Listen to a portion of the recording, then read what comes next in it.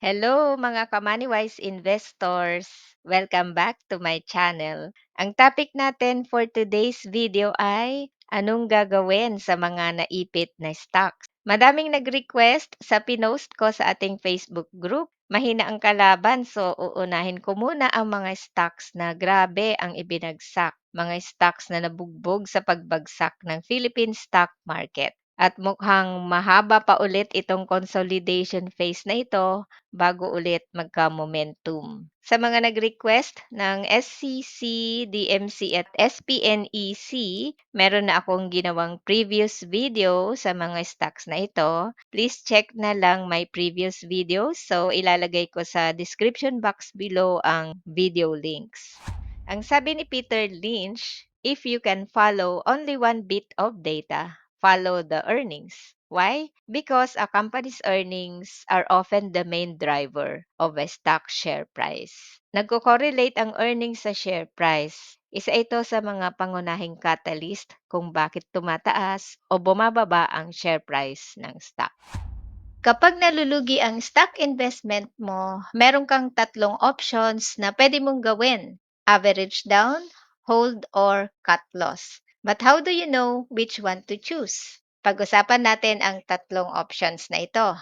Ang first option is average down. Pwede mo itong gawin kung intact pa rin ang fundamentals ng company. Let's say, bumaba ang share price dahil sa news or investor sentiment, but the company's earnings and business are still strong. Good opportunity ito to add more shares at a lower price. This way, when the stock recovers, you can maximize your potential gains. Ang second option is hold. Kung ang earnings ng company ay bumababa but they have plans in place to recover, I think it's okay to hold. Pero take note, huwag mo na magdagdag ng shares pag downtrend ang isang stock because it's better to wait and explore other investment opportunities while waiting for the stock to recover and reverse into an uptrend. Ang third option is cut loss. Para naman ito sa stocks with deteriorating fundamentals. Kapag deteriorating ang fundamentals ng company and the company's future looks bleak, it's better to cut your losses para ma-save mo ang remaining capital at mailipat sa ibang better investment opportunities. Remember, not all stocks are worth holding forever. So, ang goal natin is to protect our capital and maximize our returns. Bago ako mag-start sa unang stock, shout out muna kay Brian Amado at kay David Jason. Yay!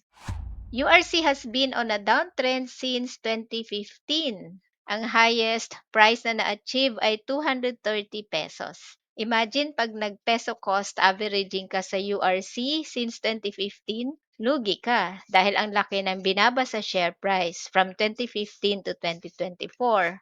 And then, sobrang laki ang binagsak sa share price ng URC recently. Lower pa siya ngayon versus nung pandemic low noong 2020 na around 95 pesos. And based dito sa chart, so mukhang naghuhukay siya ng bagong support level. So, hindi natin alam kung hanggang saan ang ibababa ng share price ng URC. The drop in share price is driven by URC's declining earnings. Ang annual 2022 earnings ay down ng 40.31% versus 2021 earnings. And then yung annual 2023 earnings naman ay down ng 12.21% versus 2022. And then nag-improve ang earnings ng first quarter ng 2024 kaya naka-recover din ang share price. Kaya lang ang second quarter and third quarter ay down ang earnings. Kaya bumaba uli ang share price. Tumaas ng konti ang revenue sa current year to date versus previous year to date. Kaya lang mas malaki ang gross expense. Nag-decline ang profit margin kaya bumaba rin ang net earnings versus same period last year. Sa consumer sector, rising cost and modest revenue have led to a decline in profits for most consumer companies. So dito sa 9 stocks na ito that delivered weaker than expected earnings kasama ang URC, Pure Gold and RRHI. Higher ang kanilang cost kaya bumaba ang profit margin. Healthy pa rin ang financial position ng URC with strong cash levels. Ang kanyang financial debt to equity ratio ay mababa at 0.19 or 19%, which is within the conservative level. Maraming insider buying sa URC, so this indicates that insiders are confident about the future prospect ng URC. Kung ako ang merong URC, hold lang ako kasi tiwala ako sa management ng URC. Pero hindi muna ako magdadagdag while URC is in a clear downtrend. Kasi walang nakakaalam kung hanggang saan ang ibababa ng share price ng URC. So instead of averaging down, doon na lang ako magdadagdag sa RCR. Kasi RCR has better prospects and meron pang quarterly dividends. Next stock ay JGS, same Gokong Wei Company. Downtrend din ang JGS since 2020. Nag-peak ang share price sa 90.48 pesos noong 2016. At ngayon, ang baba na rin ng kanyang share price. Grabe rin ang binagsak ng JGS, lower na siya versus nung pandemic low noong 2020. Para din siyang URC.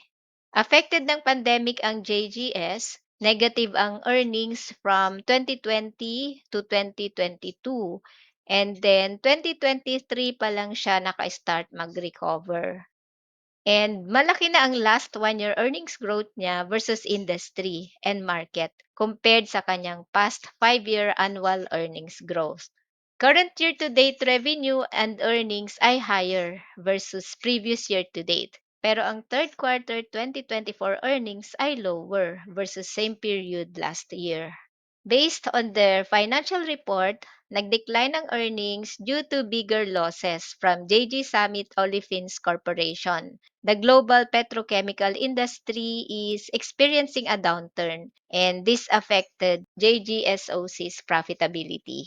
Second is lower ang sugar profits from URC kasi bumaba ang sugar prices. And URC had to deal with expensive inventory that reduced their profit margins. Third, lower average fares from Cebu Pacific to encourage more passengers during lean period. In summary, weak ang global markets, declining product prices, and necessary cost adjustments all contributed to the year-on-year decline. Strong pa rin naman ang balance sheet ng JGS. Ang gearing ratio ay 0.65 or 65%, which is still considered healthy. In 2024, JGS spent 44.9 billion pesos on various projects, including URC's capacity expansion initiatives, RLC's building and upgrading facilities and buying new land, and Cebu Pacific's additional aircraft acquisition, and yung JGSOC's expansion projects. These investments aim to grow the businesses, improve operations, and support future profitability. Kung ako ang merong JGS, same din ang stand ko, just like URC. Hold lang ako kasi tiwala ako sa Gokong Wei management. Pero hindi muna magdadagdag while JGS is in a clear downtrend kasi walang nakakaalam kung hanggang saan ang ibababa ng share price. So wait for the earnings and share price to recover. Kaya lang JGS is not a dividend stock. May maliit lang na dividend na makukuha while waiting for it to recover. It's up to you if gusto mong mag-cut loss and move the fund to other investment opportunities. Next stock is Bloom. Ang laki rin ng binagsak sa share price ng Bloom. Affected ng pandemic ang Bloom dahil hotel and casino ang kanyang business. Negative earnings noong 2020 and 2021. And then 2022 nag-start ng makarecover. Annual 2022 and 2023 earnings ay nag-grow. However, ang quarter-on-quarter earnings ng Bloom sa 2024 ay nag-decline. Kaya nag-decline din ang share price. Mataas naman ang revenue versus same period last year. However, mataas ang gross expense. Kaya bumaba ang net earnings. And then yung third quarter 2024 net earnings ay negative. Malaki rin ang utang ng Bloom. Bloom has a high capital expenditure due to its large-scale projects. Kasama dito yung investments in expanding its resorts and casino operations, such as yung recently opened Soler Resort North in Quezon City and yung planned Soler Resort in Cavite. Medyo mababa ang interest coverage ratio niya at 1.7 times. This indicates that the company's ability to cover its interest payments is somewhat tight and any downturns could be riskier. Ito naman ang insider buying and selling transactions sa Bloom. Mataas bili ng ibang insiders. So, ipit din yung mga iba na hindi nagbenta. So, this means na tiwala rin sila sa future prospects ng Bloom.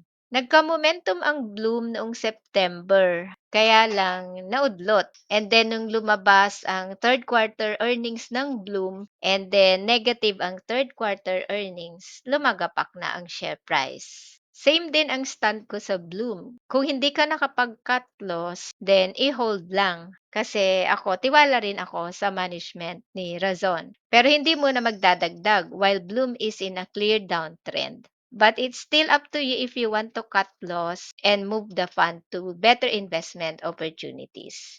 Next ay PLDT.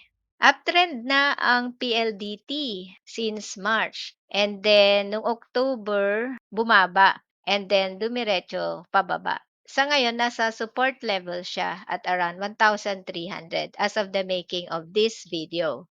Ang 2023 earnings ng TEL ay strong, plus 137% versus 2022 annual earnings. And then, yung first quarter 2024 earnings ay up din. Kaya lang nung second quarter ng 2024 ay bumaba ang earnings versus first quarter. And then sa third quarter ay maliit lang ang growth versus second quarter ng 2024. Okay, stable naman ang earnings ng TEL. Maliit nga lang ang growth at 1% versus same period last year. Telecom companies like TEL often have a high debt-to-equity ratio due to the nature of their business. Kasi kailangan nila ng significant capital investment for upgrading networks, expanding broadband services, and modernizing its infrastructure. This is considered a strategic move para ma-maintain ng company ang market leadership in a competitive and capital-intensive industry. The good thing is mataas ang interest coverage ratio ng PLDT at 3.3 times, which means that PLDT is earning 3.3 times more than what they need to pay for interest. This reflects strong financial stability and helps reassure investors that PLDT can manage its financial commitments maski mataas ang kanyang debt-to-equity ratio. Ito naman ang selling and buying transactions ng mga insiders ng TEL. So, mas maraming shares ang nabili kaysa nabenta. And then, noong February, may nakabili pa sa price na 1,272 pesos. PLDT Home is introducing a first-of-its-kind broadband service in the country. Meron siyang hybrid modem which is capable of automatically switching between fiber and LTE connections during service downtime. This new always-on service ensures continuous internet access for users even during disruptions. Sa ngayon, PLDT operates the country's most extensive fiber infrastructure. Para sa akin, intact pa rin ang fundamentals ng PLDT. Kaya lang hindi natin alam kung bababa pa siya dito. Actually, good price na ang PLDT at 1,300. Pero abang-abang muna kung mag-hold ang share price sa price na yan, pwede kasing bumaba pa rin. And kung bumaba pa siya sa 1,300, mag-a-add pa rin ako.